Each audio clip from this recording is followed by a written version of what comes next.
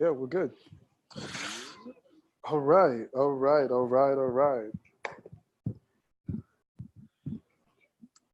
You guys ready? You guys okay? Y'all good? All right, so I just wanted to say thank you guys for being here. This is It's All Subjective. It is an interactive panel discussion focused on moving the community forward through our personal endeavors. There's so many people doing a lot of creative and things that are pushing our community forward, whether it be through tech, whether it be through fashion, whether it be through style, whether it be through whatever thing it is. We're all here in Seattle, whether we've been born and raised here or we actually were transplants. We're here trying to push Seattle forward in some capacity. So want you guys to give a round of applause for you guys for being here. I want to go ahead and thank also Atlas Workbase for allowing us to be here in this space. When I had this idea, I came up to them and I kind of broke it down and was like letting them know, like, hey, I think I have this idea that I can kind of bring a lot of different people here through different facets of community to kind of be able to expose this space. So they liked the idea, and we were able to agree on doing a 3-tier series. So we're going to be doing a panel here this month, next month, and November. So that's going to be super exciting. But now, like I said, we're going to go ahead with the panel. I want to go ahead and let the panelists go ahead and introduce themselves however you want to. You can kind of make it short, you can make it long-winded, whatever works best for you guys. We're going to let you guys do that. So Mike, you got the microphone. Testing, testing. Is it on? Is it on? Yeah. Okay. So it says marketing manager here in short, but I am a multidisciplinary creative, and I do photography, video, graphic design, content creation, and I'm also an influencer by accident.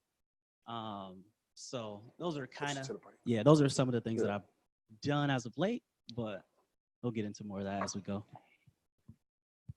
I'm Victoria Kovios. I am a photographer, but I also do creative direction and some creative consulting. Or I guess I'm bringing that into my world.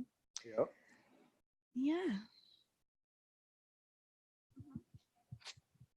Hi everybody. I am Ribicca Mamuye. In my daytime, my day job, I am a digital designer for a consulting firm, and in part-time, I do blogging, which is now influencer marketing group. Yeah. So. Can you hear me? Look, I thought the joint was gonna cut off. Damn. My name is Endurance. By day, I'm a financial analyst for a startup, and by night, I do various things. Styling is one of them. Right now, I'm a menswear stylist, but float on the lines of just doing men and women, but just continuing trying to sharpen my craft. Style guide at a suit store, so any fellas that need some work, let me know. And yeah. Awesome. So I'm gonna be the type of person to gas my friends up just because they were kind of very humble in their in their introductions. I want to just say, Mike, he's multidisciplinary creative. He does a lot of dope stuff. He's actually the person that created the Cognac Small Talk logo. So if you guys are familiar with that, he's the one that actually did that. So shout out to him. Super, super, super appreciative of that. Victoria, an amazing photographer. She's shot a lot of people in the city and even outside the city. If you guys know that infamous, very, very nice photo shoot that I had did a couple months back when I did the rebrand of Cognac Small Talk, she is the woman that is responsible for that. And that is actually one of my favorite photo shoots to this date. So shout out to you, Victoria. I appreciate that. With Ribicca, she is, I would say, like, she's probably one of the best people in regards to blogging. I think like what you've done with, perfecting the color palettes and just showing people that you're traveling, but you're also staying true to you. That's something that is very rare to find in blogging nowadays. I think like because of blogging has just been so fabricated in such a, in such a way on social media where it's like some people aren't their true selves. But I feel like you've kind of done a really great job with being able to show yourself in true form. So very appreciative of that. Yeah. And Endurance, AKA the curator of Cool. He's put me on game for so many different things. And I don't do too many photo shoots, but the photo shoots that I've done, aside from the one that I did with Victoria, he's been the guy that was responsible for all the styling. So, I give big kudos to you on that because there's not a lot of people that actually allow to style me. Yeah, I think I do a pretty good job of being able to, wake myself up and, dress fly. So shout out to you, my guy. I appreciate you, man. So yeah, we're gonna go ahead and get started. The topic is social media, the modern day resume. So before we go ahead and get started, I wanna also let you guys know that this is not to be the regular panel discussion where I'm gonna let people just talk and they kind of keep passing the mic and all that type of stuff. I want it to be a very open discussion. I want people to be able to chime in whenever they want, however they want, except when I'm talking.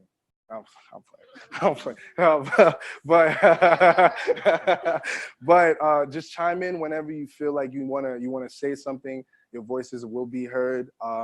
I want to also let you guys know, if you guys don't know, the video is being recorded and the audio is being recorded. So unless if you want to say something or ask a question specifically that you would like it to be recorded, feel free. I'll pass you the mic and you can say whatever you want to say, and then all that. You'll be good. And then I'll make this all available to everybody and we'll be good. So yeah, is social media the modern day resume? So I want to ask people a question. Are you using social media for business? Can you raise your hand? Are you using social media right now strictly for business? Raise your hand. Strictly for business. Anybody raise their hand if you? Strictly business.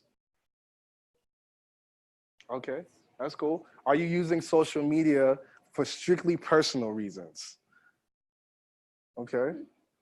You got a burner account? Okay, so what about, hybrid? You guys are using it for both. Yeah, okay, cool. That's where most people are. I kind of tell myself I do a lot of trolling on mine sometimes, but I also try to make sure I use it for the right reasons, of course. But that's great. I think a lot of people are in that hybrid role for it. Now, I had a link available that I want to kind of show you guys a video. This is actually not going to be picked up, but I want you guys to actually take a look at this video right here. So, oh, what's up, cousin? Oh no, what's going on? You want to put yourself on the screen? I see how you're doing.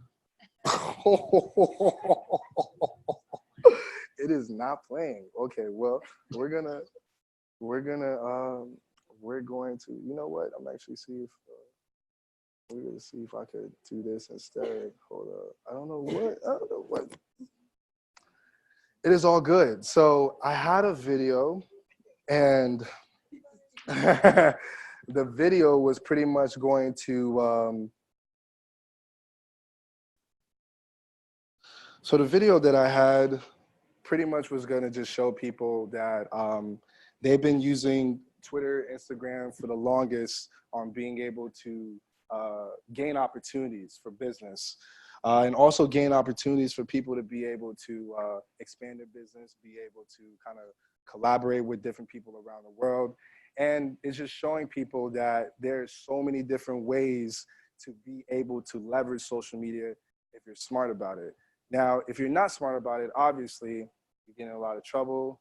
And knowing that the internet is a black hole. So pretty much, even if you delete something on your account, it's not gone. It's there forever. So all them stuff that you were doing probably when you were 21 years old, it's still there. Talk about it. So, so just wanted to let you guys know that, and probably you guys already know. So, as I mentioned before, the panel is just going to be a little bit different. I have 4 types of questions I'm going to be asking today. There's going to be general questions. General questions are the ones, obviously, I think a lot of people are going to want to know about. There's going to be thoughtful questions, ones that I actually thought was really, really in depth, and I chose it specifically for each individual. There's going to be random questions. Random questions being that there was no way for you to even study this. Like there was no way for you to even think that about how you're going to answer this question. I just want to see if you're going to be able to answer it accordingly, you know? And we have subjective questions. Subjective questions are going to be based off of, there's no right or wrong answer, but that's going to be one of those places where we can be able to open up the discussion about. And maybe we can have a discussion about all the other questions as well. So yeah, let's go ahead and get started, all right? Social media statistics. Right now, on the internet, there's 4.4 billion users that are widely spread out from LinkedIn, Pinterest, Instagram, Twitter, you name it, it's all there. Now, of those people, there's about 3.5 billion active social media users. So probably almost 1 billion people don't have social media. The other people actually are on those social media accounts. And from there, the one that kind of caught my attention was, you know, a lot of us we want to get in this space where we are collaborating with our favorite brands. We want to probably work for Nike. We want to work for Adidas. We want to do different things with all these people. But 96% of the people that discuss brands online don't actually follow these brands. So if you're trying to get their attention, don't you think the smartest thing would be to follow them first, to kind of like be able to get their attention, get on their radar, at least let them know that you're an avid fan, an avid listener of whatever the case may be. But a lot of people just don't understand that we got to take those small steps in order to get to the point where we can be able to be successfully working with these companies. Now, going to Instagram versus Twitter, when I first moved over to Seattle, long in my days, right? Actually, believe it or not, September 30th, if I had not moved to Atlanta for a couple of months and came back, September 30th would have made it about 4 years since I've been in Seattle. So I'm gonna kind of celebrate that a little bit in person on Monday. So I'll kind of, you know, throw myself a little party and all that. That'll be cool. Yeah, I might throw another party. Hey, shout out to the fellas. But when I moved here, I say that all to say that when I moved here, a lot of people weren't really that, I guess you would say, open to Twitter. People don't really use Twitter like that in Seattle. A lot of people like to use Facebook instead, or of course the notorious Instagram, where everybody's like doing everything on Instagram. But Twitter, we can look up over here. Of those 44% of people that made an account on Twitter, they left before sending a tweet. Now, I've had most of my opportunities that I've gotten through Twitter, because I'm kind of like the type of person that I'm like actively talking to everybody. You know, it's very easy to access those people. Same thing as for Instagram, I'm sure, but I think Twitter was just making it so easy for you to be able to kind of like send out tweets, being able to see. There's also I forgot the actual the account, but there was an account that you can literally go on there. You can find a whole list of like creative jobs that people are kind of like looking for. If I ever find it, I can kind of let you guys know. I can't remember it, but I would tweet that. I would tweet to that often, and I would get a lot of opportunities through that. But I was always seeing that a lot of people are just open to Facebook versus using Twitter. Now, a lot of people also, when it comes down to Instagram, I think the biggest thing for me that caught my attention was that people that have brands, they have businesses, we all are, I guess we could say, roughly between 23 to 30, 23 to 33, something like that. And we're wanting to grow our brands, we're wanting to grow our businesses, we're wanting to do all these different things to grow our platform. But the biggest thing that caught my attention was that 90% of Instagram users are younger than 35. So when you think about that, you then have to think about, what's your target audience? What's your target demographic? And if you're creating a business that's very scalable, when those people become older than 35, who are you pushing towards on social media? Especially for those people that only use Instagram, right? just gives you a little something to think about when you are only using Instagram. So we're gonna go ahead and open it up for discussion right now. The first round of questions. First round, how has social media helped you grow your brand? Anybody can go ahead and jump on this. Well, you got your mic, so if you want to go ahead and get that started. How has social media helped grow your brand? Okay, so for me, I didn't initially Is it think on? I would Is it be. on? Okay, cool. Making sure. Yeah, for me, I didn't initially think I would be doing anything in the social media department. I was going into public health. And then I kind of just had an epiphany. Was like, you know what? I care about people, but I can still help them without this degree. So I opted for graphic design. And within that, I was a photographer for probably about 7 years at this point, and got the degree. And in that, I was growing the photography business that I had. And then I'm the stylish guy, so I've been told. So I tried to infuse that in the midst of growing my photography business, but I didn't want to lose myself. I also wanted to show my personality because that's what I felt was so strong for me. So then it turned into this influencer role on top of photography with this graphic design degree.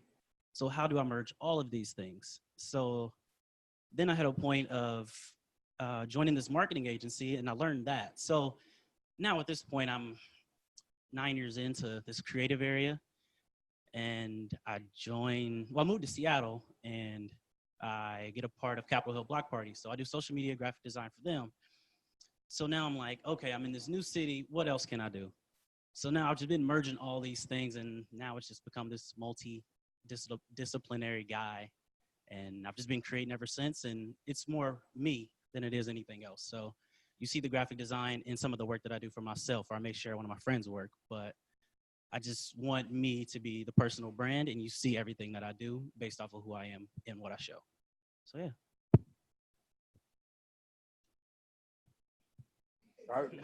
All right, so I guess, and you know, by the way, anybody can go at any time. I'm not letting you, like, we don't have to go in a row. Whoever wants to go ahead next, they can.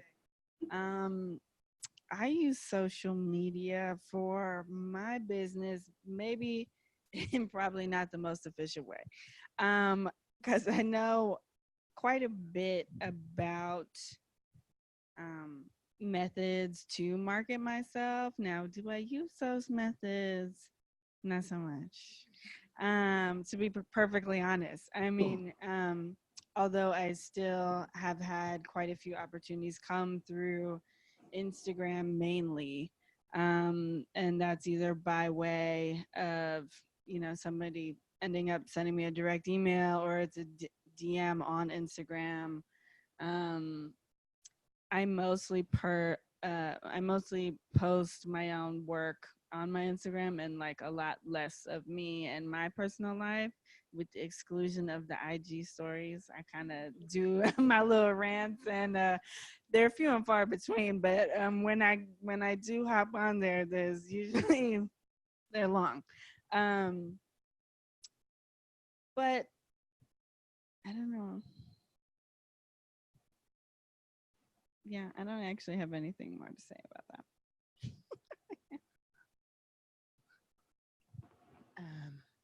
Okay. So when I started to use social media, I was basically doing a lot of business classes. So my classes were very boring. I was like in accounting, and I had a really hard time convincing my very African parents that there was a career outside of these standard, you know, four, exactly. Four pillars. So being on social media kind of helped me identify. It was my mentor who really told me, you know, you're super into fashion. You should really pursue this thing. Start, just like have a page, something that you can use as a creative outlet. And then when I got on there, I was like, okay, like this can actually go somewhere. So for me, using social media has helped me land my job out of college, which was in fashion. Nice. I really wanted to be a buyer, so that was the first career path that I took, and I really had to have this, this brand online that was an extension of me, aside from all the things that I had to accomplish as a student. To kind of, especially in fashion, there's always like, do you have a portfolio, or do you have something that shows that you're not just doing the normal student work? So it's really helped me a lot. And over the years, just partnering and aligning myself with brands that resemble or are a reflection of my values, and have products that I really love, has really helped grow that and, cultivate that space. Oh, you got the mic. Okay, we good. You got the hookup. How is social media helping go? I think honestly, the first thing is for all of us is visibility. I can speak for myself and not trying to speak for everybody, but with these three that I've seen, it gives visibility to authentic and original work, but then on the other side, you can see some whack stuff. I think for me, I've been able to showcase a lot of talent, a lot of skill, and I'd say first and foremost, it gives me a place to warehouse a lot of my work when it's not backed up on a site or via email. And for people that don't know who I am physically, I think it's provided a way for some people to form some type of rapport or bond with me that like, oh, I seen you on, Instagram. Cool, let's be friends, let's follow each other, and then, chop it up from there. So I think that's where it's given me some cool points, some, respect, I guess. Yeah.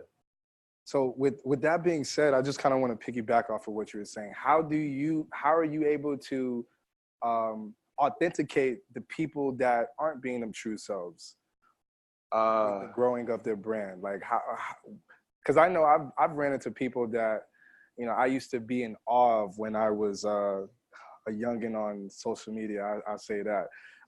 And I kind of didn't know the ins and outs, and I was kind of like, yo, this guy got 100K, so this guy must be really, really popular. And he got anything he posts it's amazing, and all these different things. But then as I started to meet these people in physical form and started meeting them outside of their social media aura, they were completely the opposite of those of what they put out on social media. So what would you guys say? How are you able to authenticate those type of people? I feel like you just answered the question. When you meet somebody in person, it's pretty easy to get a quick read, like in terms of how they interact with you. Do they think very highly of themselves and they're not open to even like conversing with you? Are they carrying around that like number persona with them? Yeah. I don't have a very high number, and I kind of like, I'm not trying to base I'm not associating my success with that number. For sure. Yeah. Like there are opportunities that can come from that, but like ultimately I am basing my success off of the checks that are going into my pocket and the cool things that are happening in my life that I'm getting invited to. So yeah, I think with the authentication, it's real life stuff, and then just knowing like that's just another regular human being that's on IG. They're just like you. They might have spent some extra time to like curate and put together this thing, but they're not that cool. Yeah. Anybody else want to piggyback? Go ahead. So I'll chime in too. Has everyone seen episode 1 of season 1 on Black Mirror? Yes. Yeah. Yes. I feel like we're living in that. Even though it's subconsciously, it's like we're looking at people like, oh, that person got 100K. But why is that the initial thought, when we look at someone? Yeah. But it's just based off us being on social. We have this idea that this person is somebody important. They hold some relevance to the world, to their audience, to us, because we're followers of these people. And I don't think we should see them through that scope necessarily. I mean, take it for what it is, but they're still human at the same time. They want to live a regular life. Well, some of them do. Some of them are caught up in the celebrity that they may have, but some people just want to be treated regular. And when you approach them like, hey, I know you got 100K, they're like, oh, you're one of those. They just want to be normal some of the time. So I would just approach it as they're regular people. And that is the Black Mirror episode where it was the girl in pink, right? Get Everybody has the rating. Yeah, You're that judging one people right was away. yeah, that one was kind of intense. That one was one that that one was really wild on that one. So going back to why social media is the new resume, I wanted to also chime in and kind of tell people that when I was actively working in entertainment, media and entertainment back in Atlanta, I noticed that, I was trying to have the same exact format with what I had for business and I pursued computer information systems when I was in college. So I was, shopping that around and got my job and stuff like that. But I had another resume that was strictly for entertainment. And at that time, I was trying to figure out like, how can I update my resume, or how can I show people that, I'm multifaceted? How can I show people that I do all these amazing things, but it's like, can I really show them exactly what it is through this black and white piece of paper, And from there, I started seeing that it was not necessarily based on what was on the paper, but exactly on what was actually on my social media accounts. And that's what these people were kind of referencing. When I came up with this topic, it reminded me of one of the podcast episodes that I released, Cognac Small Talk. This is a shameless plug. Episode 3, it was called Face Cards and Resumes. Face cards versus resumes. And going back to the story, I started realizing that as I was shaking people's hands, and when I was doing, I remember interning for a magazine. I was working for B Entertainment Magazines or something like that. And I was working for an advertising company that did stuff for Hip Hop Weekly. And, I just wanted to be in the room. So I was just taking on all these different types of opportunities just to, just to be able to talk to these people, especially when it came down to like,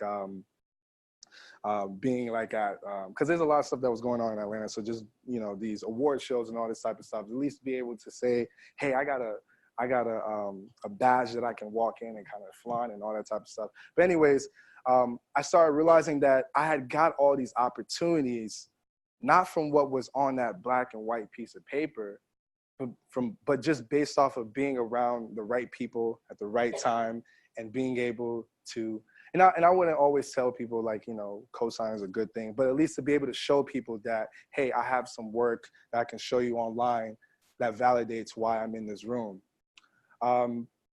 As I kept on continuing to be able to be in these rooms, I started seeing that maybe now that I'm pursuing this creative endeavor of, being an entrepreneur and all this type of stuff, the black and white paper, the resume for the creative stuff became very obsolete for me versus when I'm trying to get this corporate job, that's all they want to see, you know what I'm saying? And that's what I kind of felt on my end. So just out of curiosity, have you guys had any of the same type of experiences, knowing that nobody's worrying about what is on that black and white piece of paper for your creative endeavors versus, how you were talking about being a financial analyst and, everybody pursuing all these different types of jobs that pays the bills versus what they want to do outside of work? I think with Instagram, actually both sides. So I think with resumes, black and white, I think it was something legible to get you in a conversation so that you could prove your competency. I think with social media, it's reverse. They look at something digital and they're saying, oh, they're very competent. Now can we use this as a window for you to get that opportunity? So essentially it's like social media is giving you that opening to get your foot through the door. I've noticed in very random ways, people have hit me up for opportunities, whether it's styling or to be featured in different things. When I ask the conversation of like, no offense, but how did you find me?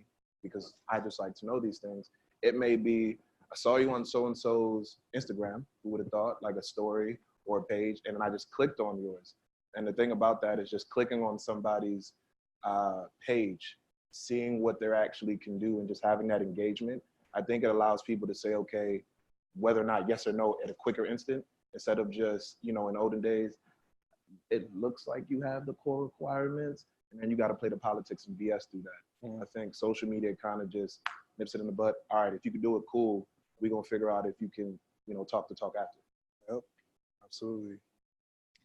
Yeah, I feel like me with photography, Instagram has kind of turned into this like living resume, and it's like it's always with me, and depending on how active I'm on it, it's a good way of showing potential clients and everybody else that follow. Everybody's a potential client though, because it might be your friend's friend or whatever, and you don't put a lot of merit into that, but they might know some creative director somewhere else, and they came across your page and they were like, hey, I think this person would be great for that next campaign or XYZ. And I don't even remember the last time I gave a document listing what I've done to any creative. Like it's been at least a couple years since I've done that. And even for people who do want something that's a little more flushed out in like a document form, it's still like I want to see the work. Like I need the visual representation of what it is I want to potentially hire you for. So, Mike, I know you had, when I was looking at your website, one of the things that I know a lot of other creatives are doing is that they're making their resume available on their website. So that way you can just, as a PDF quick thing and kind of like, so you don't have to even worry really much about that. So what has been your experience on that? Well, honestly, in all the roles that I put any money in my pocket or have given me the space to make money, none of them have required a resume. It's been my website, my portfolio, and although my website is on my resume is on my website, it's super outdated. I didn't go that far. I should have looked. It's okay. It's okay. And then once I realized that I didn't need to update it, well, obviously you do, but not at the pace that I move. The amount of work that we do, it's kind of hard to include all of that on the resume without it being 9 sheets. So I just let my portfolio speak for itself. And once we have that conversation, we can have it. I can give you what you need. But every job that I've gotten, no resume. It's been, your work looks like you know what you're doing. Let's talk. So it may not be the case for everybody, but for me, that's how it's been. I just want to add something real quick. On my website, I'm a photographer. Some of you didn't catch the intro, but I have actual different sections for various projects. So like, and when I look at my analytics on Squarespace, most of the people who are interacting with my site are on desktops, which is really interesting. And I like that because those people have money. It's true. And it also lets me know that those people are more likely in a corporate setting. They're at their desk at work looking at my work.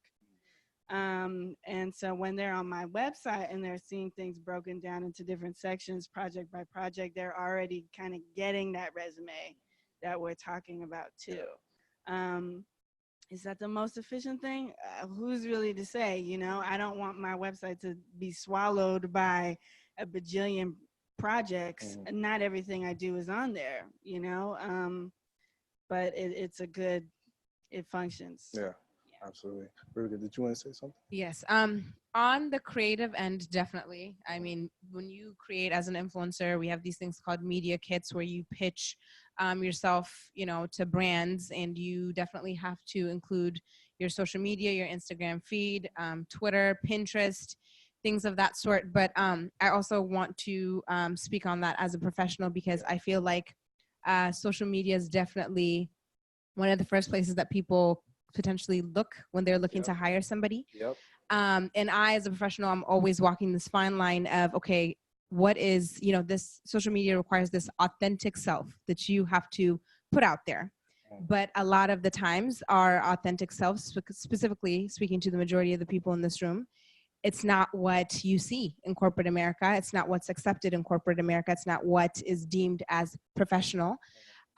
So I'm always walking this fine line of how do I remain 100% me without, getting in the way of my bread, essentially, right? Yeah. So it's just, regardless of whether or not you're creative or anything of that sort, your social media is always, it is a resume for a lot of people. So Absolutely.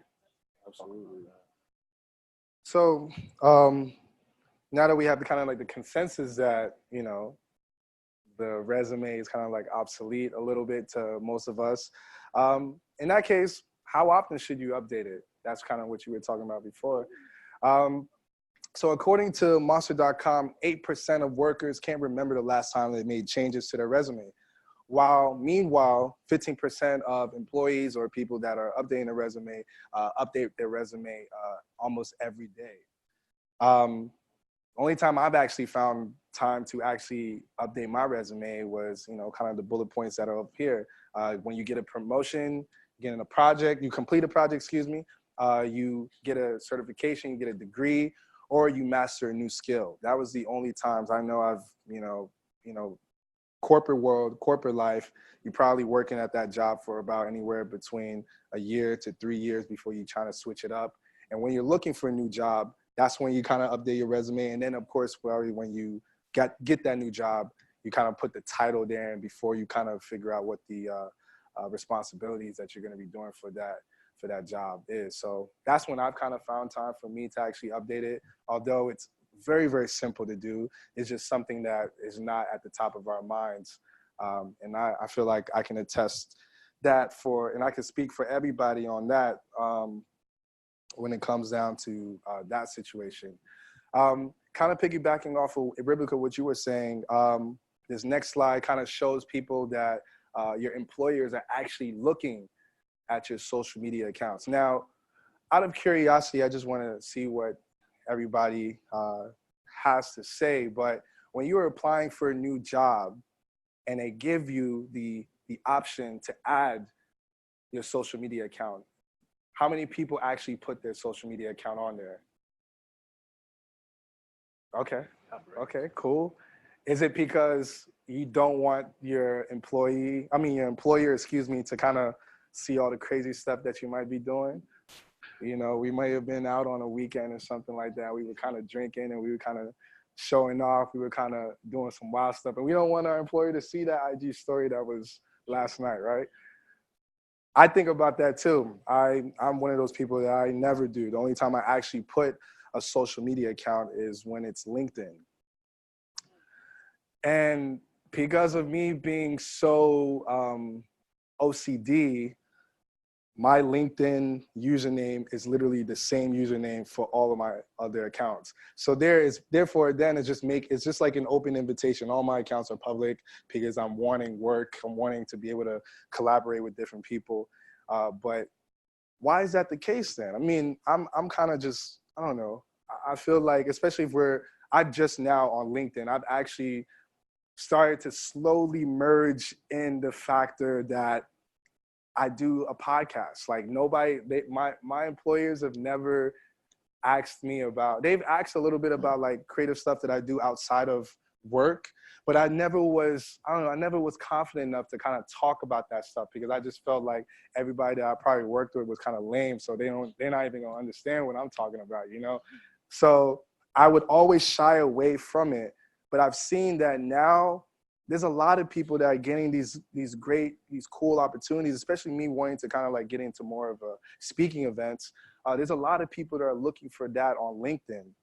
And I'll never know because I never, feel free or feel obligated or confident enough to put my stuff on there. But then I know for a fact that Instagram and Twitter and all these different platforms that I have an account for probably shows all the work that I've been doing, and it can kind of like get you to my website as efficient as possible. But I'm just never confident enough to actually put my stuff on there because I'm afraid of what they're gonna say.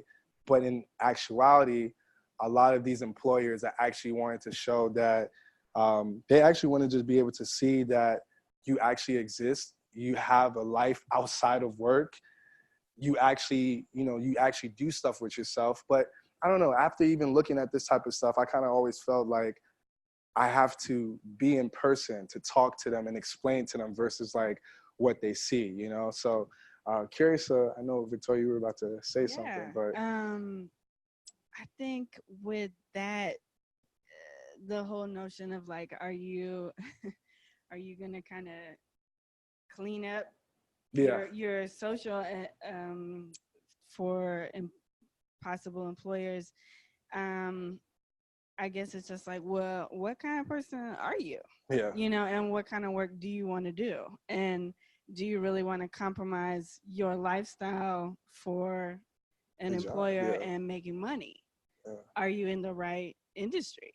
And then if you have decided that you are in an industry that is a little more, clean cut, then you gotta play by those rules a little bit, or find an employer that's a little more open. And I think there's a big shift that's even happening in a lot of different industries, maybe not like the medical field or like the law field, or some of these things, but I think we are getting like this new generation of employers that want the people that work for them. They want to know you. They want to understand you. They want to understand what your assets are as a human being, because authenticity, I mean, this word's getting thrown around so much these days, but it's at the forefront of human connection, because as much as we're all here talking about social media right now, we all also kind of hate it on the low. Yep. We really, like, it's something that Stressful. we also have to. I'm on the social media break right now. I haven't been on IG. IG is really the only one I participate on, anyways. But I haven't been on there since sometime in August. I hopped off. And I don't miss it. Yeah. I don't care to know what a lot of, like there are certain things that come up that I'd probably be like, oh, that would have been cool to go to. But, oh, well, didn't make it. Yeah, that's real. So, That's real. That's real. You want to say something? Okay, yeah. I was going to say, definitely. It is, man, like you're just walking this really fine line. Yeah. I personally always tell myself, like, I don't want to put up anything that my mom would frown at, because she's so nosy and asks all my aunts and cousins to tell her what I'm posting on social media. So, like, she really knows how to work the internets now. So, it's, I just have to watch out for that, because I'm not trying to hear it. And also you think of like your coworkers, right? So a lot of, actually didn't know this, but my coworkers had followed me on Instagram, right? And I had been on a trip. I posted this like creative looking bikini picture. Yeah. And then I walked in on Monday morning and it was like, oh my God, this picture that you posted. And I was like, this is just so awkward. Like, it's awkward to be like, I was just in a bikini. Now, you're not trying to have those conversations, but again, you're just like, but that's the life that I want to live. And then there's times where I've been in spaces where there's a huge generational gap in the workspace, where you are the millennial and the young person that, people kind of seem as, irresponsible, and you're just, not grateful, or these things. So you are, that weighs on your shoulders. You're not trying to be that person that they look at and think, oh yeah, I knew it all along, although it doesn't really, it's a fragment of, our lives. If we go out and have a drink, go to a party, it doesn't really mean anything. I can make it to work the next day. Cause that's just how the majority of us are conditioned to, to be, but some people are not gonna understand that. So fine lines. Yeah. I think honestly, look, I'm gonna be real. I don't want to upset. There's times where I have to walk the line because I don't want to upset what keeps me stable. I don't want to mess up what keeps the bills, because I think what can happen is I have coworkers that are like, oh, you got an Instagram, I'm gonna follow you. All right, cool. They love what I'm doing. But then the next question comes, so is this what you want to do full time? That's not a question that you want to have in the workplace. That's not a question I want to have with you specifically. I don't want you looking at my pockets, no offense. So I appreciate, the compliments and everything, But when it starts to get awkward like that, that's where I'm kind of like, yeah, I just do this in my spare. Like you go from being really big to being really small. Like, yeah, I just do this in my spare time. Yeah. You know, I do it for fun on the weekends. Yeah. You know, I do a little something instead of like actually taking ownership of the fact that you're doing something. Excuse me, really dope. There was a vlogger I used to watch, well, still watch. Him and his wife were living in Vancouver. He's doing a residency in Vancouver because he's a radiologist for diagnostic imaging.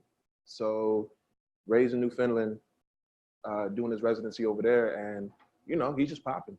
You know, him and his girlfriend before, hanging out, showing what they do on the weekends. Thought it was pretty dope until the place where he's supposed to work out in Newfoundland was like, it looks like you're too active on Instagram. It looks like you're not taking your job seriously. Again, for something, a piece of technology that only takes a fraction of our lives, not the entire thing, a person was able to generalize and say, you're not taking this really seriously, and, you know, wasn't really supposed to, but revoked that job offer that had been given to him. I mean, he's good now. Like, he's good. He got a helicopter. He got his own spot, my house. He living in New York. He's cool. But I think it's those situations that we want to avoid because of, like they mentioned before, the generational gap of people not understanding that for a lot of us, when we're on social media showing ourselves, that's also self-expression, you know? And I think it's sometimes when we see coworkers looking at it, another point we're like, damn, I'm still at work. Like, you still have to present, especially for us people of color, we still have to present ourselves as only half of who we are at work, you know? And when they see us dancing, cursing, dressing, you know, turning up, dressing fly, drinking alcohol, it's like, yo, I don't want you to see me in other light besides this 9-to-5 endurance. I don't want you to see, even if it's just something chill, I don't want you to be a part of that. Yeah, that's real. Absolutely. I remember the time when my mom found out that I was smoking cigars.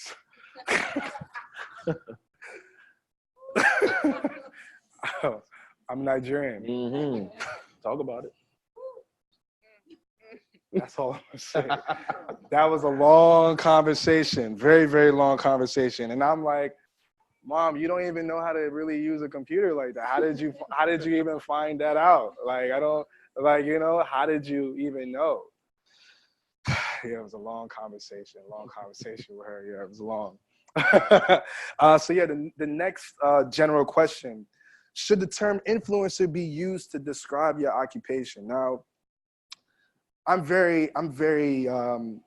walk on a thin line with this because I felt like, I don't know, there was a video that kind of came out one time. It kind of went viral. It was like this video. It was like this black guy. He has braids or dreads or something like that. But he was kind of speaking on a podium, and he was talking about why people call themselves influencers. Like, what are you influencing? What are you doing? Like, how are people going to really resonate with you with that and stuff like that? And I thought about that when I put this question up. But then I also thought about, there was a guy that reached out to me one time wanting to collab and do some work. And I asked him, I was like, okay, great. Like, it sounds like, you know, you do some dope stuff. What do you actually do? What do you actually do? What is your occupation? And he hit me with I'm an influencer. How many But I said, he probably had like 3,000 or something like that, which is, you know, decent, whatever, you know.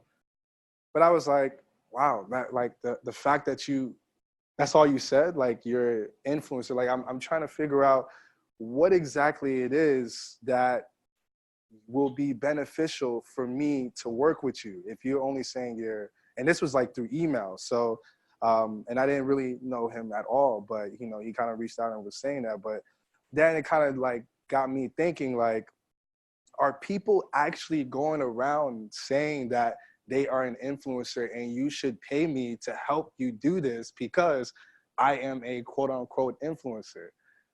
And I don't know, I kind of had so many different things to say about that, just because I just didn't think that it was authentic enough. And we're going to keep on saying that word, I think. But I just felt like, you know, through your real occupation, whether you're a buyer, photographer, graphic design, stylist, based off of how good you are at that skill, you can influence people through that endeavor, you know? I just didn't think that calling yourself an influencer was the politically correct way to kind of get yourself or pitch yourself some work.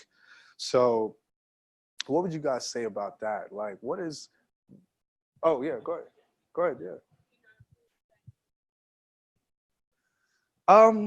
I think in that case, it was one of those things where I don't doubt that he influences people, but I think for a business pitch or an inquiry about wanting to work with somebody and kind of seeing how you add value, I think the best way for him to have kind of said that what he does was to kind of like elaborate a little bit more on what he does and kind of say like, hey, I have this type of skill set.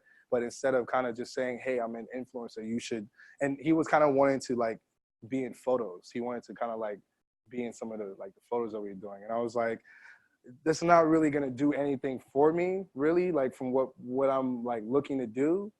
But you know, he was like, hey, take photos of me because I'm gonna bring some people to your thing. Yeah, I think he should have came from a different approach. Maybe he could have said, hey, I'm a model. Like I'm a model and I do this type of stuff. But I don't know. I think it was just for me, it was kind of like, I don't like to coin, I don't like when people are coining themselves as like, I'm an influencer and you should respect me as such because I do this, that, and the third. I think that was just kind of like the way that I was looking at it from a perspective.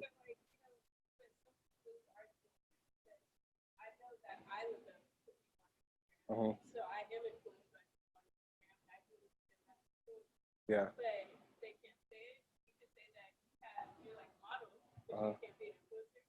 I think I don't know. For me, I think it was just one of those things where the term influencer is just so overused. I think it's also misconstrued. Yeah, it's misconstrued. I don't know. It's just like, I think everybody uses it, and sorry to take Yeah. your point. I think in some settings it's okay. Like when it was first starting, yeah, nobody knew what to coin anything, right? But I think there are some people with 300 followers that coin themselves an influencer for the title, not really the work and the validation behind it. Mm-hmm. So I think when you're calling yourself these things, you want the title, but are you also able to take on the weight and responsibility of what said influencer means? Yeah. Like there are people that, yes, the people that are with me right now, do they, are they jet setters? Are they a new wave? Do they provide a new aesthetic energy to you that make you think somewhere thought-provoking? Yes. Are they generating something new, dope that you haven't seen before? Yes, that are making you peer into their lives. There's something about you that I really want to get to know more through their content. Go ahead and say that. But I think it's also something that you have to earn. You can't just say like, yo, I woke up today, I got $2.99 as of 12 p.m. today, 300, I'm an influencer. I don't think the steps have been put in order for you to go ahead and qualify yourself that yet. But that's just my opinion. Yeah. I have a different opinion than Go ahead. other people. I think everybody is an influencer. I think everybody, you know, we all walk around. If I go to the grocery store and I find like this amazing deal on strawberries, right? I'm like telling my mom, telling all my aunties, listen, I know where you can save this. Yeah. It's just word of mouth, right? So I'm sure all of us here have recommended something to somebody, right? So in a way, we've all influenced people to make purchases or make decisions that we have made, you know what I mean, based on whatever the case may be. So I think at first I used to not like being called an influencer because I was like, it just sounds so manipulative and like that's not what you're trying to do. But then you see these influencer budgets, and so marketing now in the past few years has truly changed. And influencer marketing, if you see the budgets and how it's ridiculous, right? The amount of money that influencers make is ridiculous. So Why would, who cares if you have 2-3 followers? If you are influencing one person, that you're an influencer to me, you know? And I don't think we should shut ourselves out of those conversations, specifically us, because there's not a lot of us in these rooms making this money. You know what I mean? If you have an audience, obviously consciously do it, you know, don't like, personally, I don't try to push things down people's throat. If I love a product, if I love a brand, if it's authentic to me and my voice, then that's when you can use it to tell your audience, hey, I love this destination that I travel to. I think you should all go. I love this brand that I, you know, I'm using. I think you should all try. You know what I mean? So if you're using your platform or your voice for something that's purposeful and aligns with the values of your audience, I think, to me, influencer is not really a bad term, you know? And I think everybody should be entitled to call themselves an influencer, because we really all are. Yeah, I think, yeah, go ahead. Yeah. I'll touch on that too. Yeah, cool.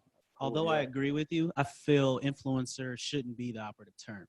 Okay, There are, well, there's what, nano, micro, different levels of influencing, and they all have a different purpose.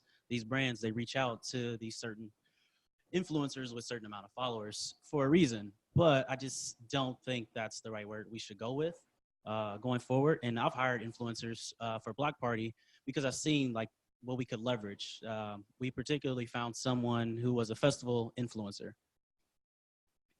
Festivals pay her, fly her out, hotel. So it works. That makes sense. She's doing her job. And where that started, she just started going to festivals and she coined herself an influencer at some point. And there were people like, wow, what you're doing is fun. I like it. I need to follow you to see where I need to be for these festivals. So it has to start at some point. But at the same time, I don't feel, I mean, we all have influence to some extent. We all have friends. We all have family that want to know what we're eating. Where was that at? Where was that restaurant you were at? That's influencing. But at the same time, that they may not be an influencer necessarily. That I don't have. That I don't have. You know, I just roll with what it is until someone titles it. Yeah. So, That right here? Are we doing it right now? Yeah, I'll take a question.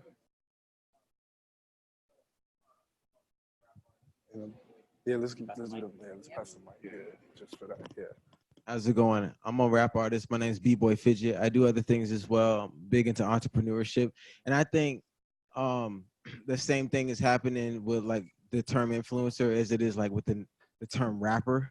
Because it's like, I've been doing music a while, and if you really wanted to do music back in the day, you were saving bread to go into the studio to do what you had to do. I remember a time when I was going to Guitar Center acting like I was going to buy this keyboard, and I would go in there and make my beats and save it on a disc and go into the studio. Now, everything is right there for everybody. So it gives everyone an equal playing field.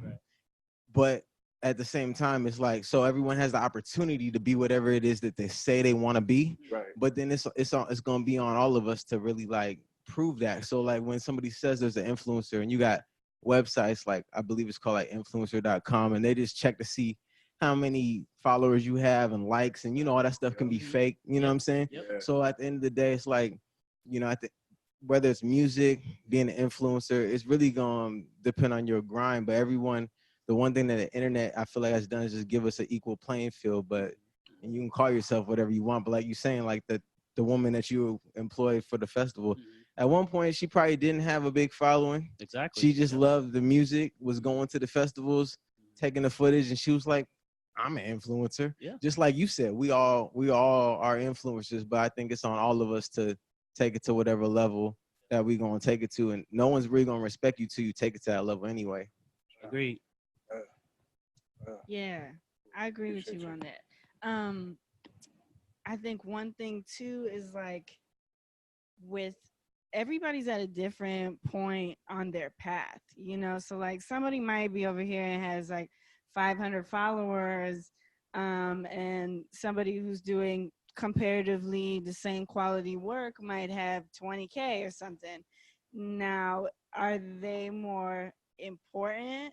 You know, like, and this person might be trying to call themselves an influencer, but they don't have that number yet. But what about their engagement? Because you can have 20K and have like 100 likes and like 3 comments on your photo. Okay.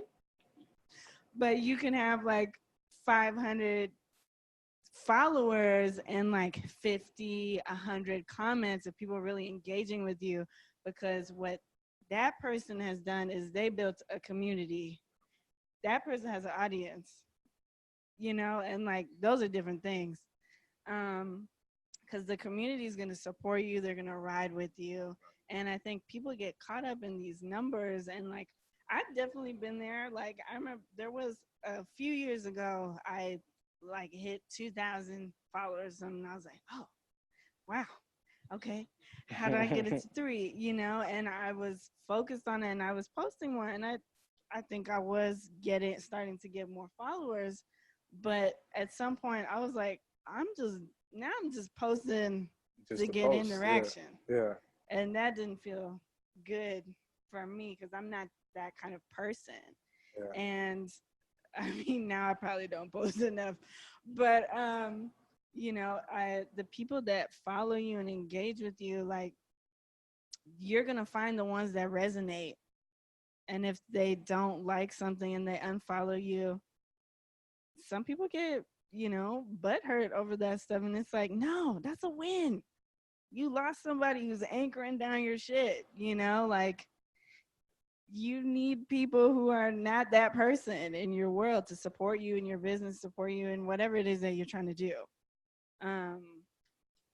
Yeah, I went a whole bunch of different ways, but Can I say something real No, quick? you're good. Yeah, go ahead, bro. One thing I think that separates, I guess, that influencer terminology versus the people that are actually doing it is, to kind of like put it in perspective, is having a scope of what your brand actually is. Now, if you have a specific content like this festival person, that's their niche. If you have a specific context that you're influencing towards, then yeah, you're an influencer. Like, shameless plug, using this man's term. My Instagram, I don't influence shit, but I do a lot of dope stuff. Yeah. So I don't think I'm an influencer. I'm just a cool guy. So I mean, I think that's my niche in life. Yeah. I think if more people kind of piggyback on that, they find out what their own life brand is, they could be a little bit more successful in this thing. But yeah. I got you. That's a good way to put it. I see exactly what you're saying. Hold on. I got you. I really do think everyone is an influencer. Like, I know you don't. Can you guys hear me? I really Well, you don't want to? Okay. Yeah, if you don't want to, I it's really okay. don't want to. Okay. You got to answer.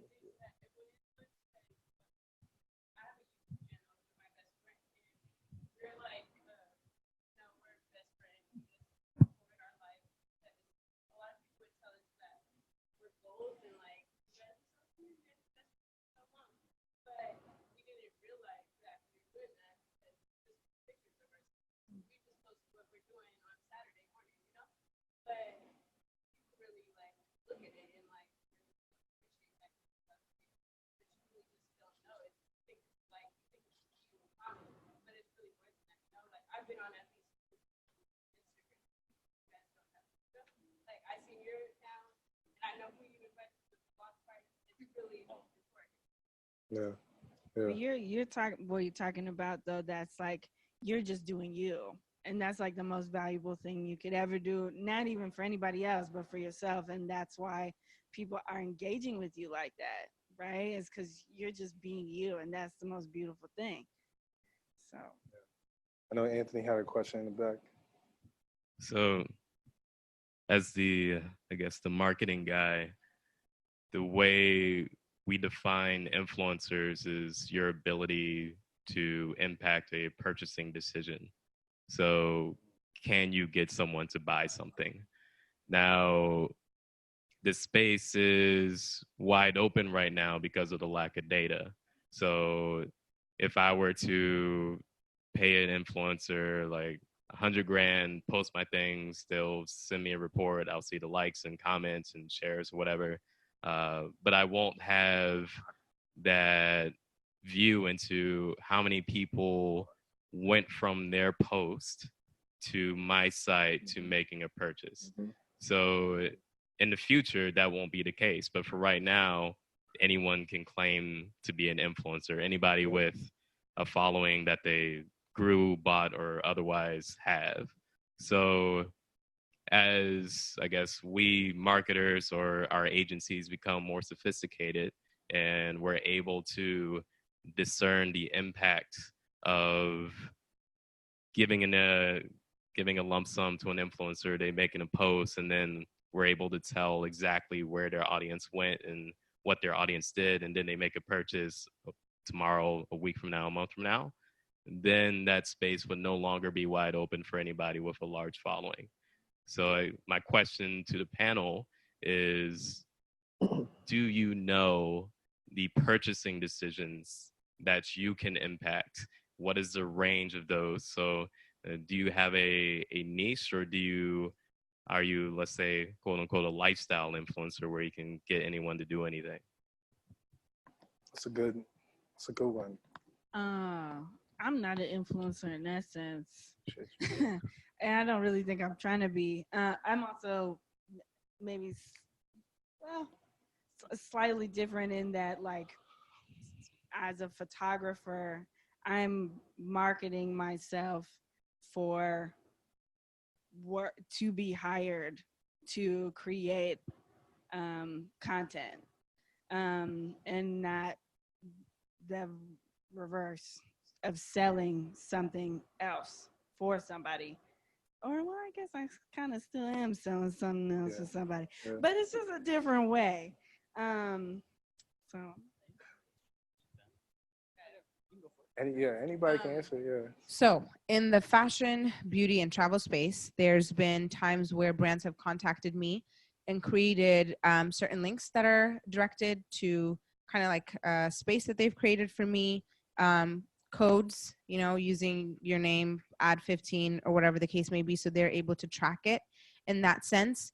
There's been times where you just create, like, I'm just curating content for them so that they will be able to reuse on their social media sites. So essentially they're just paying you to be a creator of something, as opposed to making, influencing purchasing decisions.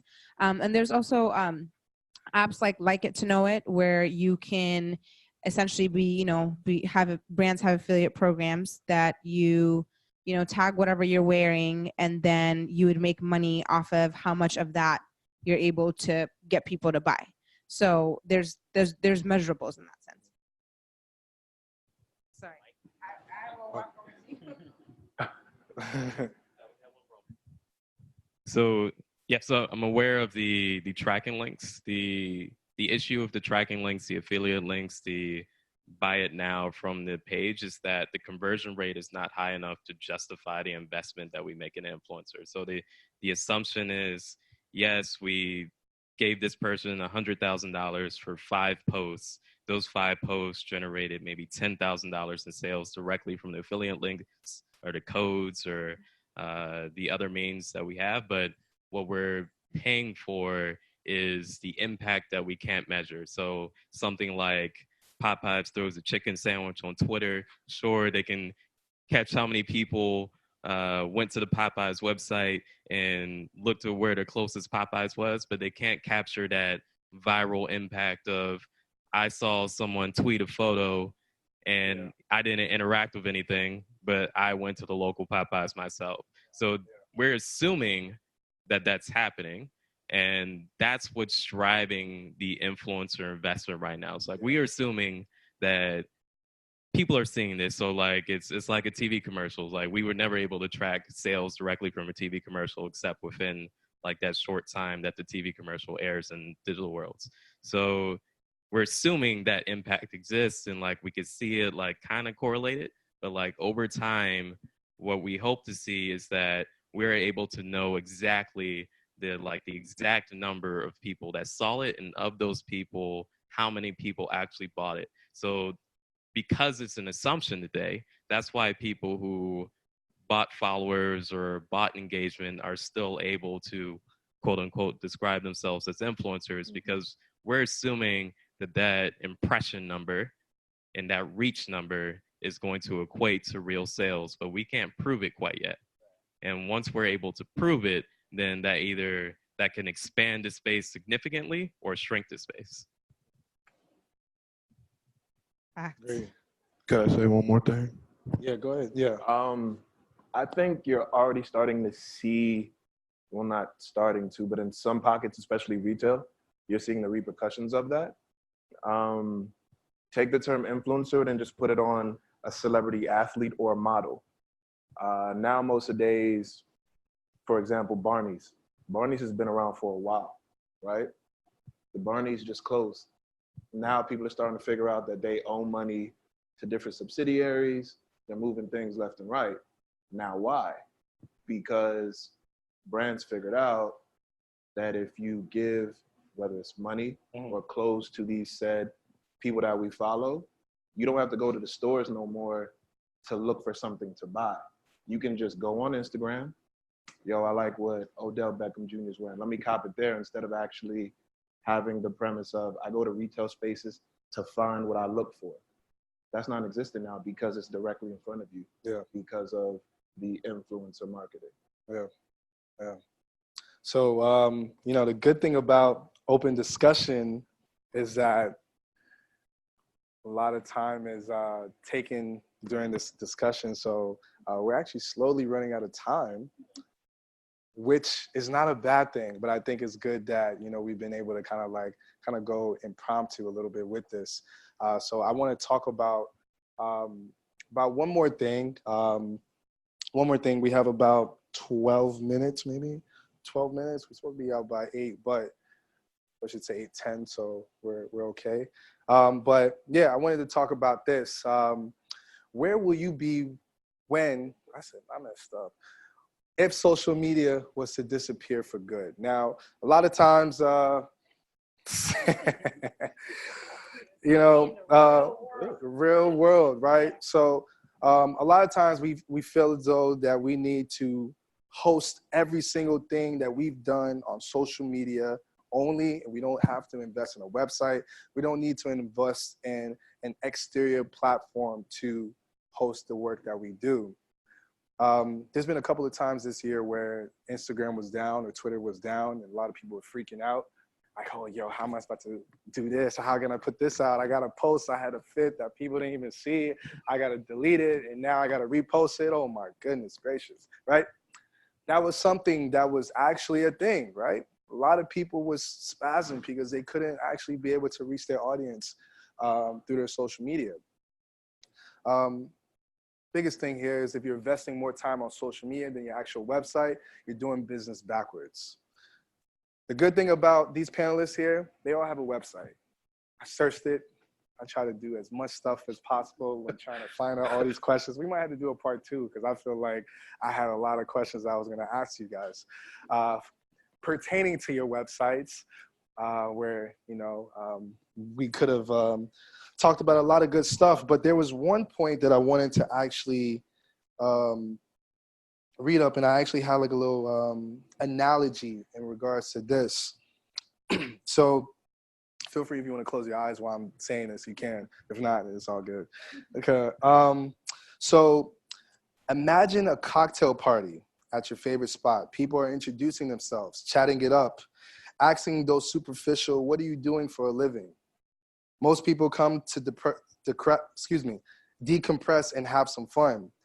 If you happen to be at that party, you've engaged in small talk with someone who wants to get to know you a little bit better. So what do, right?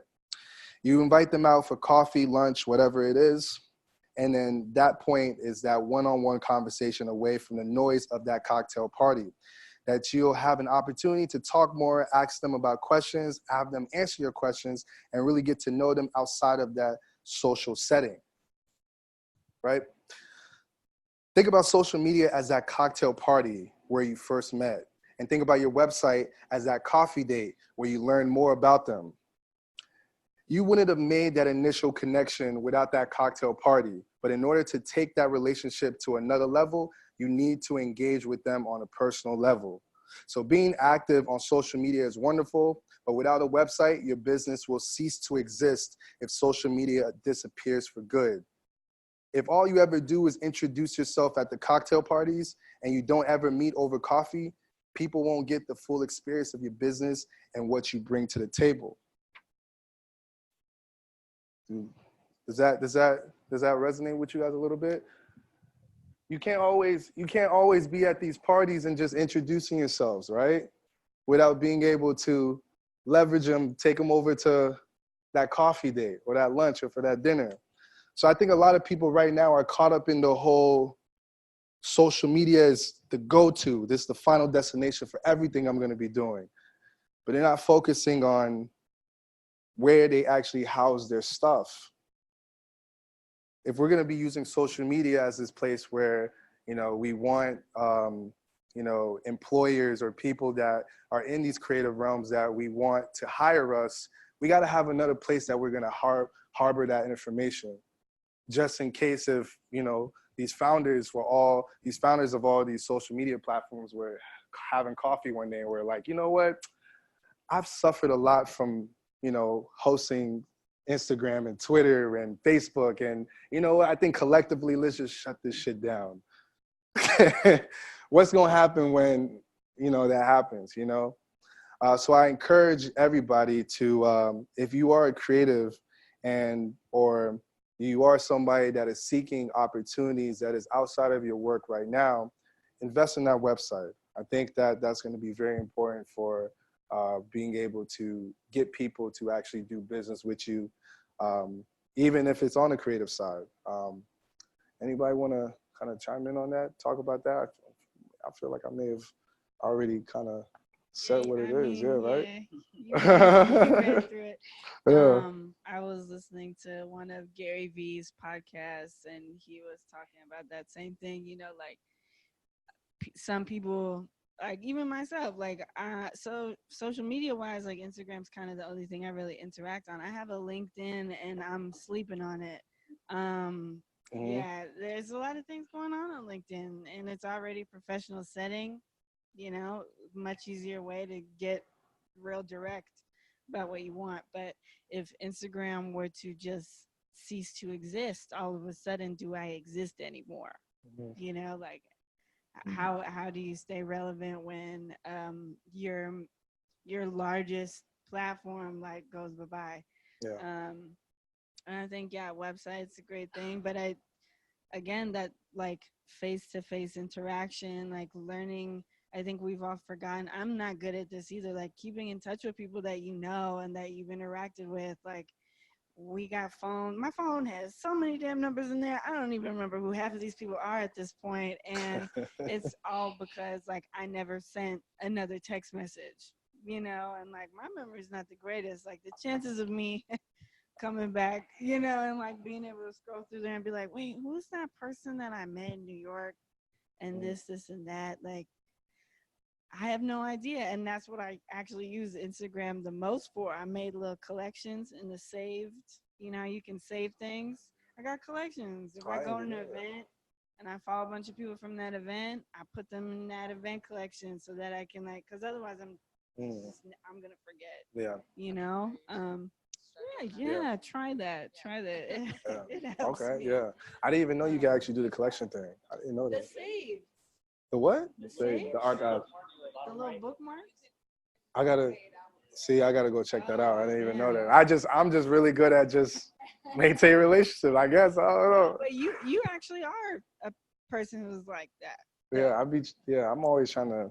Yeah. That's not my forte. Yeah. So that's definitely something I'm trying to get better at, engaging with people outside of social media and through direct lines, whether it's phone or in person or whatever it is, Yeah. Okay. Cool. Emails. Oh, cool. All right. Yeah. As I said before, it was great that we were able to do a lot of discussion versus even the questions that I did have. Like I said, I feel like we got to do like a part 2 or something, just so that way I'm like, all right, I got all these different questions and stuff. But this was great. I appreciate everybody being here, taking the time out to do this. If you guys could you guys please share your social media accounts for everybody? Some people may be interested in following you guys and continuing the conversation. So anybody go ahead and get started. All right. My Instagram, Twitter, they are at AYYO Mike G. Ayo Mike G. Just kind of flows. LinkedIn, it's Michael Thomas Garrett, full name. I'm on Pinterest, but I'm not active enough to where I would recommend people follow me because it Oh. wouldn't be that beneficial to some people, I feel. But I think those are it. My IG is at Vision by Kovios, Kovios, and I also have Pinterest. Hey. I don't even think about it as a social media What? thing. Not over I just Tumblr? enjoy it. For real? Wow. Yo, Tumblr was the move. I like Tumblr. Tumblr it's was 'cause, fire. like, Okay. you figure out different ways to communicate with different people on different platforms. Yeah. Like Oh. we talk about conversion factors. So it's like, let's say if Instagram was to die, right, and you telling your followers, yo, add me on Facebook, Twitter, you're not about to get everybody on there. Yeah. Or even when you post content on Instagram, you can't post it the same way like on Instagram, on Twitter. Like Twitter, you gotta be all with the mentions. You might just exactly for 140 characters, you gotta say something short and sweet. Gotta be nice and fly. Facebook, you gotta make it, basic for the grandparents to watch. Like, oh, that's my baby. Let me like that a couple times. You know what I'm saying? So I think it's like figuring how to communicate on all platforms. And going back to Pinterest, Pinterest is cool because it's like, yo, this is just like, it's your inner self. You're looking at joints and you're not really trying to go for the likes, and then they'll send you a notification like, oh, somebody liked something that you like coincidentally. Just going off of the Pinterest conversation, Pinterest actually, if you have a website, is a great place to start and grow your social media. I wish I can spend more time on Pinterest. It's not just where you find inspiration, but their search engine is actually amazing. If I search for anything, fashion, beauty, travel, whatever the case is related, the content that pulls up on Pinterest is like so on trend, on brand for me. So it's just, and I know a lot of people that are making a lot of money off of Pinterest, and it's honestly being slept on. So let's all wake up. I'm speaking to myself as I'm saying this really, but yeah, let's not sleep on Pinterest. Okay. And your social medias? Social medias, I am Abyssinia. It's ABYSSINIA. Instagram, Twitter, you guys can find me, Curator F Cool. Short and sweet, all one word. Yeah. All right. Cool. You had a question? Yeah. You want the mic? Oh, I'll be yelling here. Okay. So I had a question. It's kind of going back to the conversation as far as being having other things going on outside of work and kind of being uncomfortable with like coming into work, etc. So I'm kind of dabbling with that issue too, and I wanted to know how you guys handled it because I am an entrepreneur outside of work, and I recently had like 2 coworkers follow me, which is so freaking annoying. Yeah. Because they're like the first people watching your story at that, and I'm like, why aren't you guys in meetings like I am? So. Yeah. Well, how do you guys do? Like, do you put CEO in your bio, or is that kind of like conflicting, or do you just say something else? Like, because I know you have mentioned something about. Yeah, because I work in corporate America. Well, I work for a tech startup, so I try to keep work and what I do on my own time private, but things start to blend eventually.